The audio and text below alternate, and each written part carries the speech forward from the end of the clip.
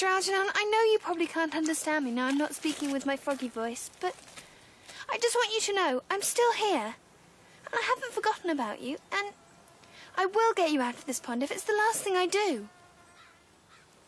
Please give me a sign that you still recognise me. I know your memory's going, but please tell me that everything will be all right, that there's still time to save you from being a frog forever, and that one day you will be a wizard again and enjoy your favourite crumpets for tea. I'm really worried about her. She seems obsessed with frogs. Especially that one in the pond. She spends so much time down here, just chatting to it like this. It's as if being turned to a frog for a few hours has done something to her. What do you mean? I don't know. Changed her personality. It's not surprising, really, is it?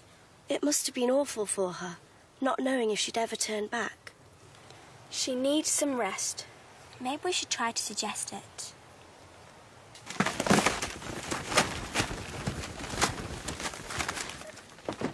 What are we going to do with Mildred and Ethel over this ridiculous feuding? I've given them both 500 lines, but it hardly seems adequate. Ethel should know better than to contravene the witch's code by changing one of her classmates into an amphibian.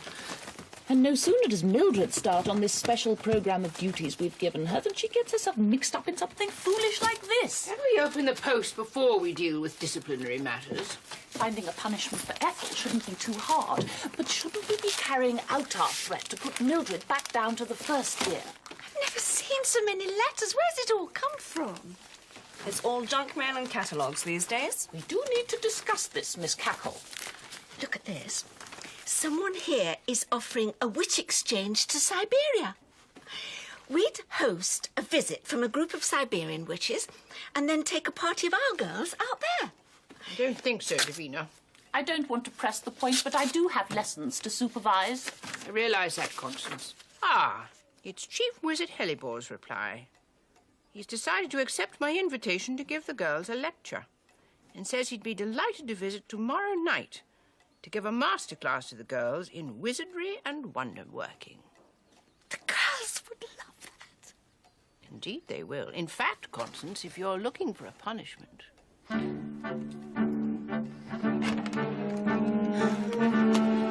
It's just not fair, missing out on Hellebore Masterclass.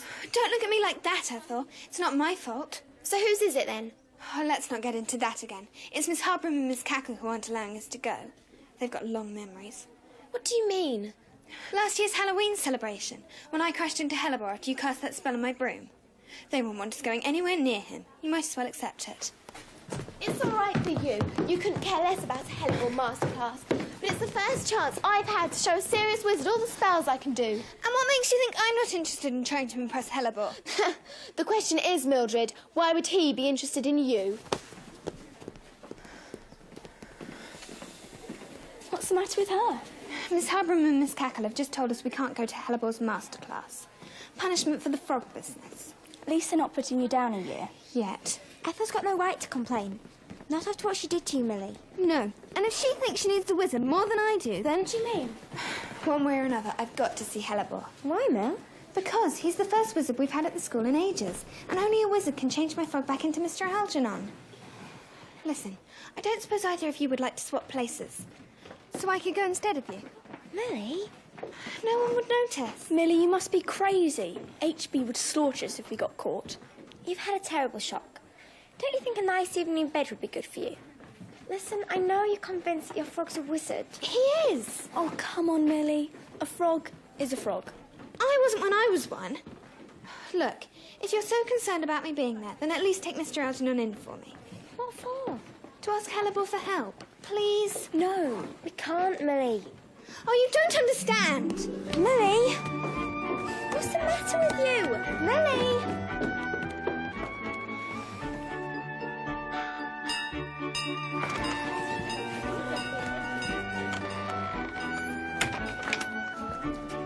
Morning, Bill. I don't know.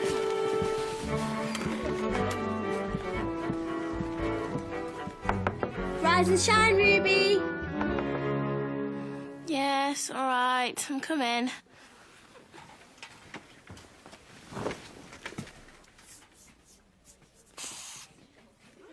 Ruby! All right.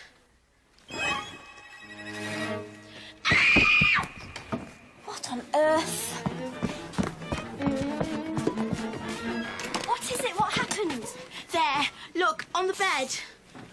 Ah! Oh, look at the size of it. That was in there with me. What's going on? The usual childish hysterics, I expect. Well, I'm not touching it. Neither am I. Go and get help or something. Oh, what's all this noise about? Look! Oh, I see. Is that all? I bet you wouldn't pick it up. I would. I don't care. It's only a bug. Big head. Come on. Gotcha. What's going on? Honestly, you're all pathetic. Look, he's more scared than you. That's it. How'd you go? Go and play with your little beetle friends.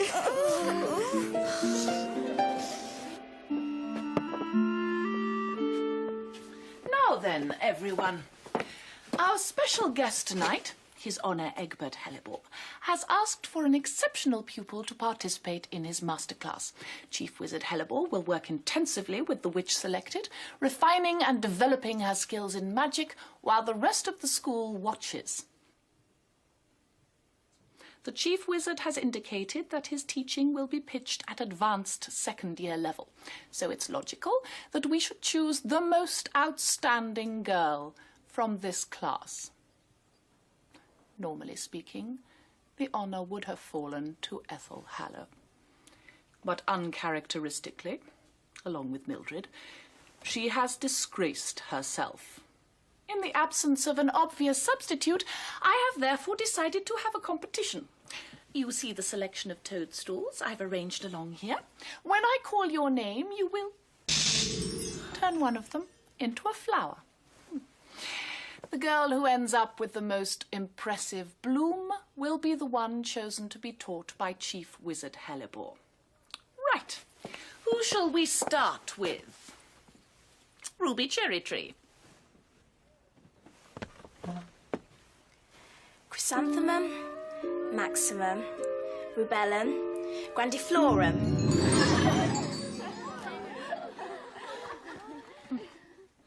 A good attempt, Ruby, if a little ostentatious. Moving swiftly on. Well done, Maud. You deserve it. Yes, it was lovely. And not over the top like some people's efforts. I can't help it. HB had no choice. You had to win. What have I let myself in for, though? A class of my own with the Chief Wizard, in front of the whole school. You'll show yourself up for what you really are, Maud Moonshine. A second-rater. Oh, forget about it, Ethel. It's not worth it. Listen to her. Sour grapes. Serves you right, Ethel Hallow. If you hadn't used your magical talents on Mildred. Yes, you've got no one to blame but yourself. Where is Millie, anyway?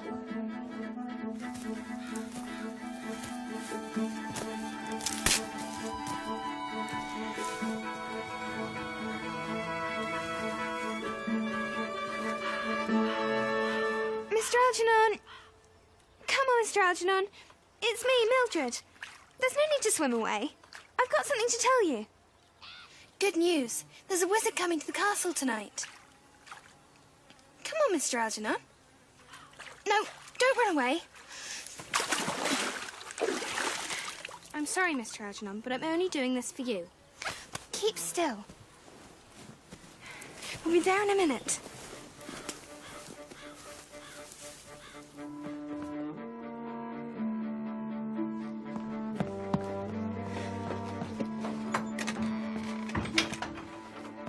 Nearly there. Look what I've got for you. Now, you should be fine in there until tonight. You mustn't worry. It'll be all right. I promise. Let's tie you up.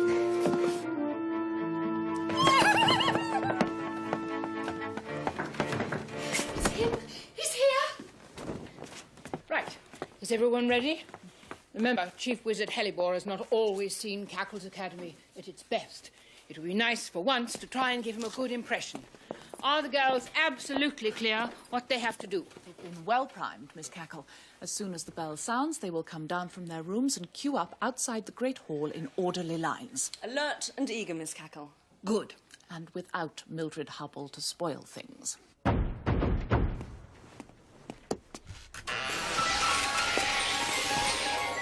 Good evening, ladies. What a pleasure it is to be back at Cackle's. Are you sure you'll be okay? I'll be fine. What about the... What? Well, you know, the frog. Forget about it. You better go. You'll be late for Helleborn. But are you coming, you two? Go on. Oh, Maud. Good luck.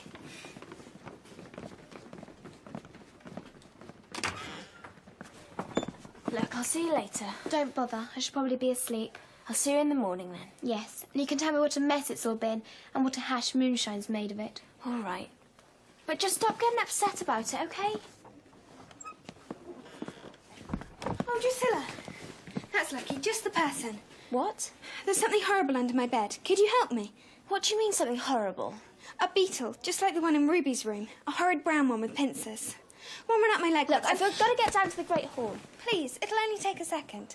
And you are the one that's good at these things. And you're the one who's meant to like animals. It's not an animal. It's a bug. Oh, what a fuss. For goodness sake. I didn't think you'd seen a scorpion or something. Come on. All right, where is it?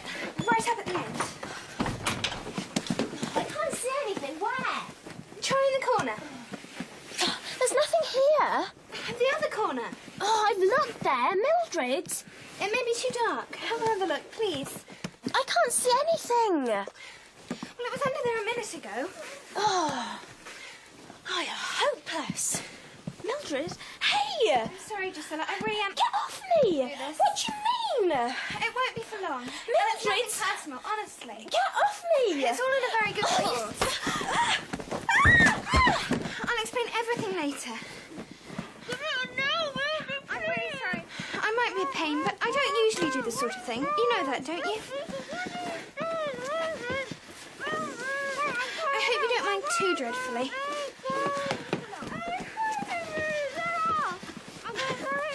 I hate to have to say this, but there's no point in shouting, you know. No one can hear you. They're all down in the Great Hall. I'll be back as soon as I can to set you free. I will be back soon. Sorry. Second years, this way. Come on, girls. Are you the last one in it? No need to be nervous, Maud.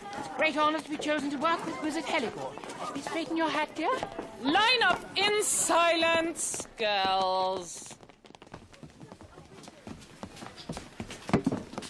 Chief Wizard Helleborn, may I introduce the bright pupil who is to take part in your masterclass? I'd be delighted. This is Maud Moonshine, and a very able girl she is, too. Good evening, sir. I'm very glad to make your acquaintance, young lady. 5, 6, 7, 8. Constance, we seem to have a second year missing. Are you sure? We should have the whole class -2 plus Maud, which makes 3. I know it's a bit confusing. I'll count again. 1, 2, 3, 4, 5. 1, 2. What you doing? Shh, I'm not here. 6, 7, 8, 9. They're all here, Miss Hardbrook. I must have made a mistake. Phew.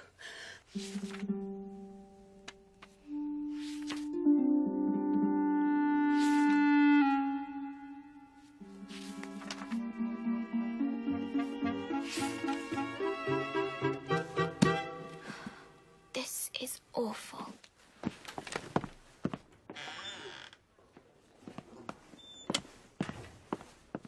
Mildred?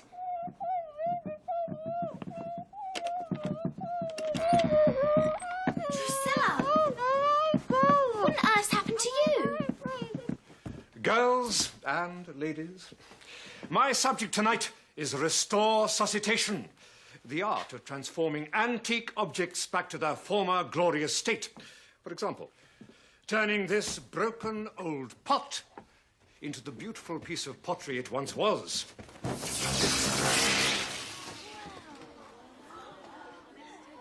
Or this ancient, moth-eaten cloth into the wonderful cloak it was originally made to be.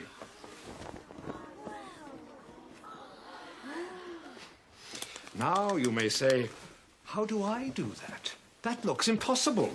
Surely you need years of experience to perform such spells. Well, tonight, with the help of my little friend here, Maud Moonshine, I intend to demonstrate that even youngsters like you can acquire the basic skills of restore suscitation, techniques indeed, which will enable you to bring great joy to the world. Maud, would you kindly step up to the rostrum?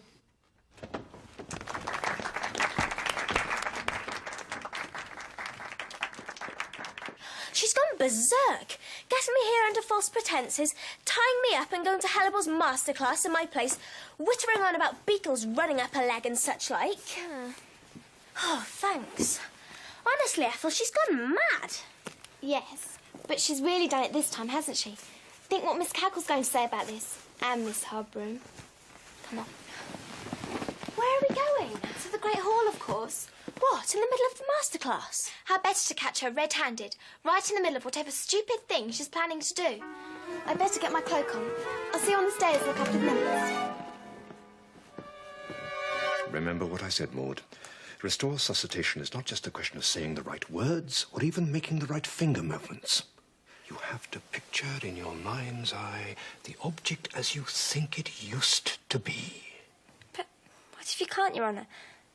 I mean, I can't imagine what that thing used to look like. Just try, Maud. Try. Have confidence. Retractum, ad futurus, ad veneri, historiamus. I'm sorry, sir. I just couldn't picture it in my head. Never mind, my dear. Try again. If you say so, Your Honour. Stop! Wait! I'm desperately sorry to interrupt your masterclass, Your Honour, Chief Wizard Hellebore, but there's been a terrible crime. What on earth is going on? Ethel Hallow, what is the meaning of this? There's been a kidnapping, and the kidnapper is here, in this room.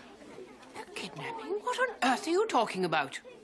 It's true, Miss Cackle. It was Mildred Hubble. She tricked me and tied me up so she could come here in my place. She's got something hidden under her cloak, Miss Cackle. All right. That's enough now. If you are here, Mildred, I would suggest you stand at once and explain yourself.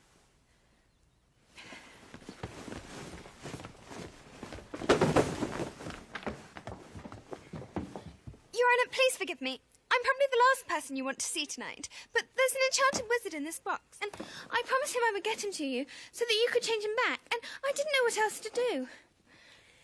What is all this nonsense about, young lady? Are my eyes deceiving me? Or are you not the girl who ruined the Halloween celebrations last year? We do apologise most humbly, Your Honour. The girl was banned from coming here tonight. No, Miss Harbroom. Please, Your Honour, Chief Wizard Hellebore, sir. It really is a wizard. His name's Algernon Webb something. Stony Webb, oh, something like that. Only he can't quite remember. He's a frog now, you see, and he's been a frog for simply ages. Good gracious me. You don't mean Algernon Rowan Webb? Algernon Who, sir? He was my roommate many years ago when this castle was used as a gathering place for wizards. He disappeared one day and we all thought he'd gone home, but unfortunately he was never seen again. But all this was decades ago. He's in here, sir, I promise you. Please change him back.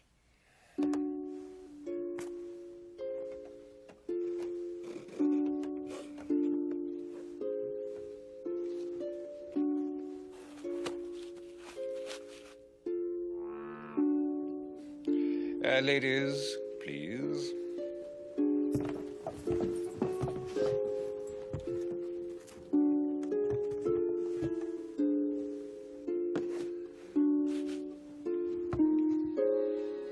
Ipsus revolvus, returnus resolvus, ilio alio, transmutato temporis!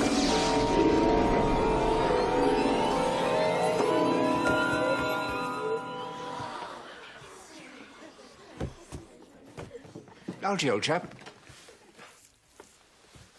It is you, isn't it? Not quite restore suscitation, but a similar kind of spell. It's Egbert, your old friend. Don't you remember? Egbert? Egbert? Of course I remember. But you were a lot younger then, of course. Oh, excuse me a moment. I think I must sit down. Imogen, chair, quicker. Oh, it's all a bit much. After all these years as a frog, my legs and arms feel awfully cramped.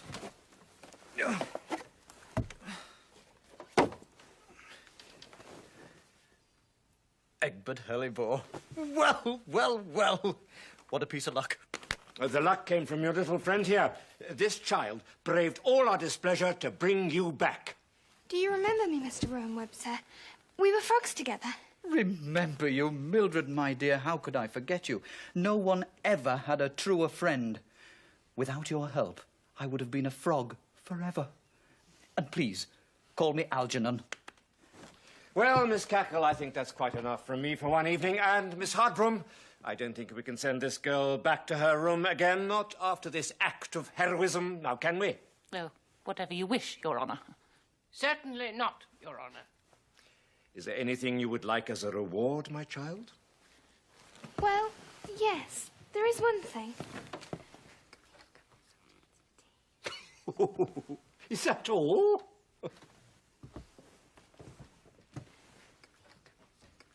Oh, what a wonderful memory you have, my dear. Yes, that would be very nice. Very nice indeed. Manna tabularum panos crumpetarum. Oh, crumpets for tea. Just like the old days. Oh.